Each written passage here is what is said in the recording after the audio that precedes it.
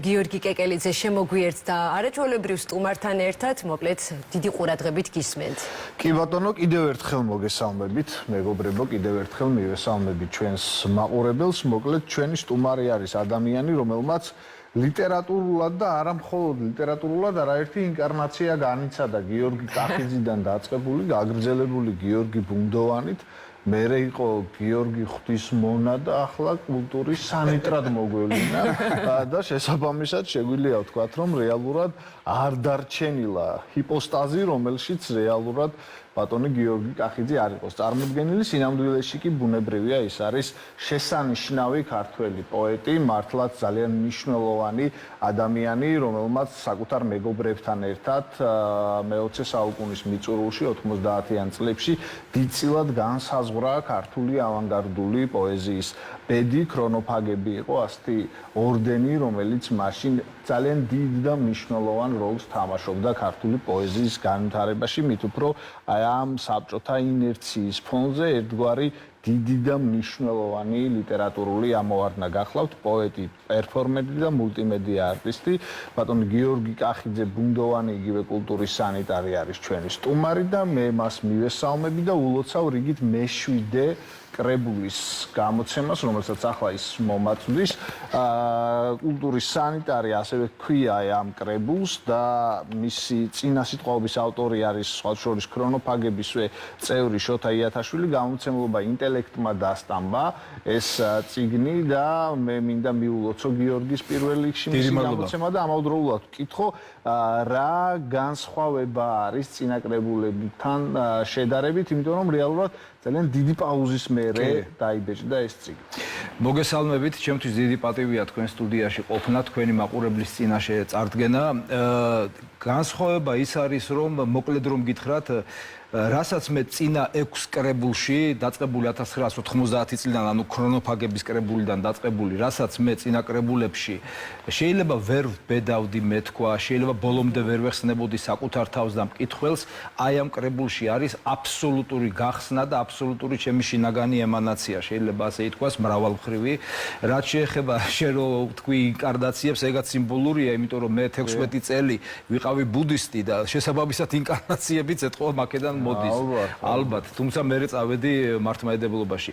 მაგრამ ეხლა ყველაფერი დაუბრუნდა თავის, ასე ვთქვათ, კალაპოტს, მე დაუბრუნდი ისევ არტში, ლიტერატურაში, პერფორმანსში და მინდა ვთქვა, რომ აი ამ კრებულმა განსაზღვრა ჩემი შესაბამისად ახალი ასე ვთქვათ არტისტული იმიჯიც. აქედან გამომდინარე მინდა ვთქვა ხაზგასმით, რომ ეს კრებული არის ყველაზე მნიშვნელოვანი და ამიტომაც მოხდა, რომ აი არ ყოფილვარ საბაზე წარდგენილი და ეხლა წარადგინა ინტელექტ საბაზე ეს წიგნი. შვენიერი. ანუ რაღაცნაირად აკადემიურ სივრცეში შეხვედი. ხო, შეიძლება ითქვას, მასეც შეიძლება ითქვას, თუმცა მე ყოველთვის ვახდენდი სინთეზს, აი ამ ორი სივრცის, ავანგარდული, ანდერგრაუნდული და აკადემიური სივრცის სინთეზს. კი ბატონო, გიორგი, მინდა რომ ძალიან მოკლედ მოუყვეთ ჩვენს მაყურებელს, რას გულისხმობდა 90-იან წლებში აი ამ ომის და ეკონომიკური სიდუხჭირის დროს პოეტური ორდენის არსებობა თბილისში.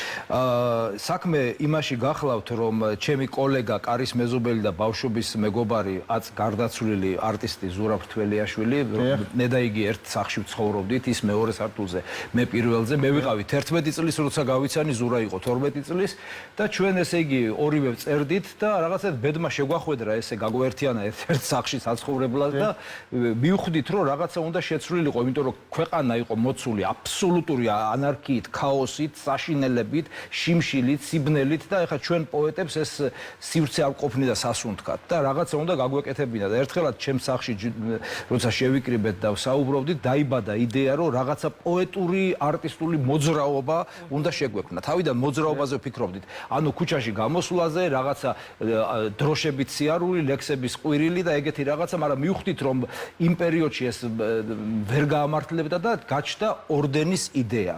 ორდენის იდეა გაჩნდა და მე და ზურაბ გადავწყვიტეთ, რომ ამ ორდენს დავარქვათ რაღაც არაორდინალური სახელი, ბევრი ვიფიქრეთ და ეს ლათინური სიტყვა ქრონოფაგები, ქრონოფაგუს, ანუ დროის მშთანთქმელები, ასე ვთქვათ, აი მძიმე დუხჭირი დროის გამანეიტრალებლებად მოვევლინეთ, ასე ვთქვათ, მაშინ არ იყო არც ინტერნეტი. თავიდან სულ ორნი იყავით, ორნი. თავიდან იდეა, ესე იგი ზურასი და ჩემი იყო და შემდეგ უკვე შემოვიერთეთ სხვა მეგობრები მეგობრები, სხვათა შორის მაგისტრი, ვინც იყო ორდენის ოთარ არაგველი პოეტი 2 წლის წინ სუიციდით დაამთავრა, ტრაგიკულად სიცოცხლე, ძალიან სამწუხაროა და დანარჩენები დავრჩით, ასე ვთქვათ, სახეზე მიმოფანტულები აქეთ-იქით.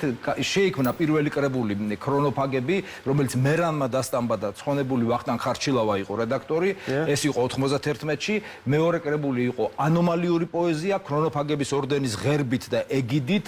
აქ შეიცვალა შემადგენლობა, შემოგვიერთდა შოთა მეტამორფოზული იათაშვილი, მანაც ფსევდონიმი აიღო და უკვე მე ზურამ და შოთამ გავაკეთეთ აი ახლა ჩანს ანომალიური პოეზიის კრებული. დიახ. იცით რა მინდა კითხო.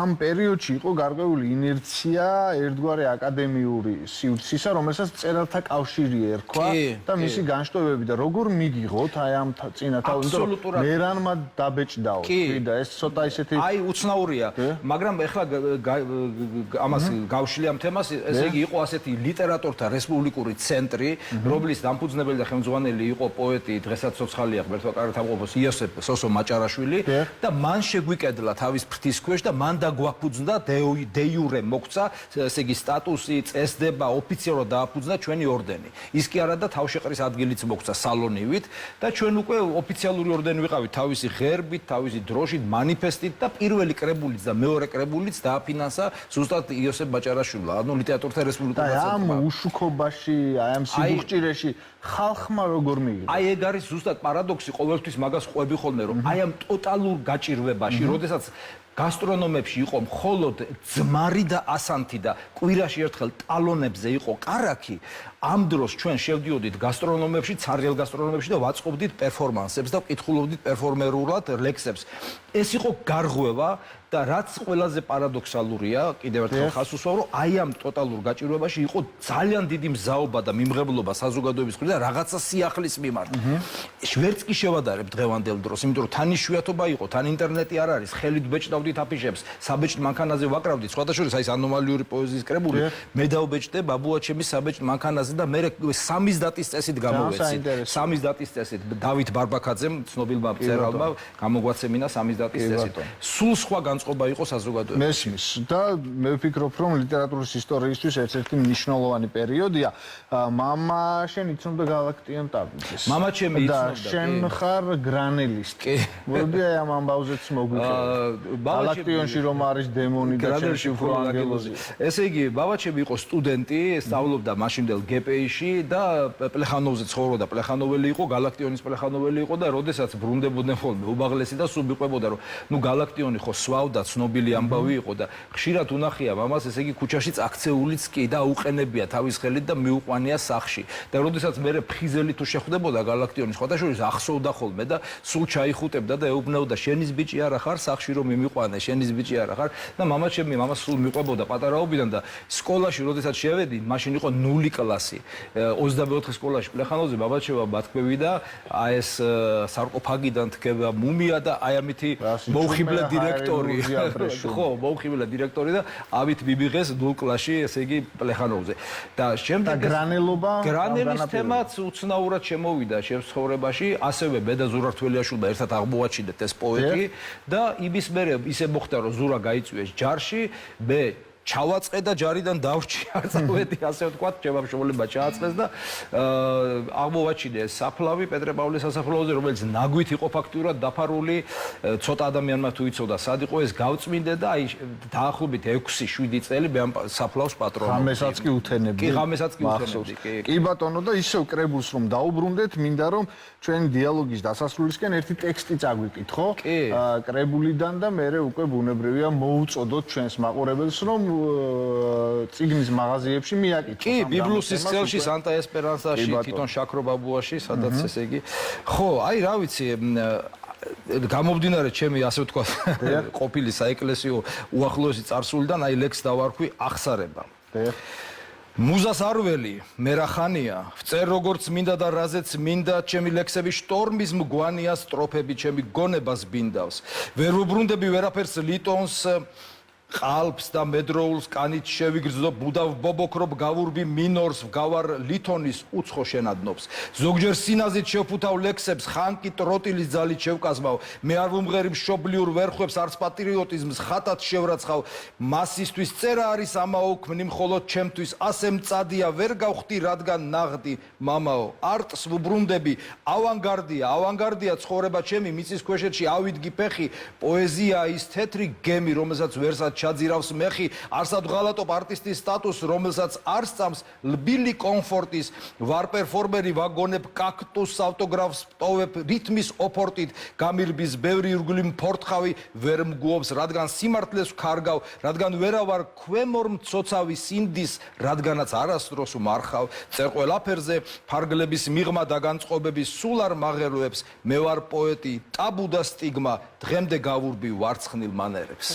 შვენიერია და აი ამ ყველაფრის დასტური არის დღევანდელი შენი ჩაცმულობაც რაღაცნაირად ესე მოხდა რომ ცოტათი შემაშინა იმიტომ რომ გასული წელიწადნახევრის განმავლობაში თეთრი ხალათის მეტი არაფერი არ მინახავს და ვიფიქრე რომ ეს ყველაფერი გრძელდება მეთქი ძალიან დიდი მადლობა ორი სიტყვით რომ სავარაუდოდ მალე გვექნება საჯარო ბიბლიოთეკაში აი აუცილებლად ჩვენ ვიქნებით მასპინძელი და გიორგი და მისი ჯგუფი იქნებიან წარმოდგენილი მე კიდევ ერთხელ მინდა რომ ჩვენს მაყურებელს მოუწოდო რომ აი ამ შესანიშნავი ქართველი პოეტის ლექსების კრებულს კულტურის სანიტარს მიაკითხოს წიგნის მაღაზიაში რომელიც გამოსცა გამომცემლობა ინტელექტმა. დიდი მადლობა თქვენ. წარმატებები უდაოდ ძალიან საინტერესო იყო ასე